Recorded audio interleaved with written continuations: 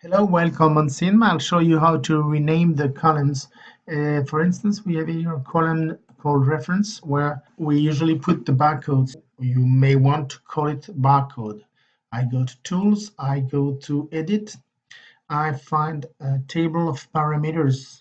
The parameters are organized in sections, in parameter name and values, and here is the comment field where you can put anything you want. So what we need to do now is to add a parameter dealing with the product tab. Unfortunately, everything is in French, so the product tab is called produit. Then the name of the parameter is the number of the column. If we want to rename the column number 2, we'll have to use column 2, and the name will be, for instance, SKU. Here's my comment, change the name of reference. Then I make save, then I restart, and if I go to my tab, I see that column 0 is there, column 1, column 2 has been renamed SKU. But if you notice, when I make edit product, into this window, the name is still reference, so I have to change it another place, which I admit is not very nice, but that's the way it is. I go into produit again.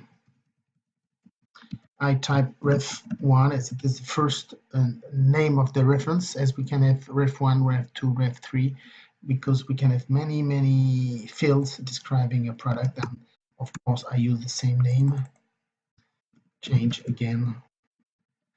I save it, I restart, and what I get is the SKU column. When I click to modify the product, SKU is there again. Many fields of the database can be changed, but the best is to ask us or to look into the user manual to make it.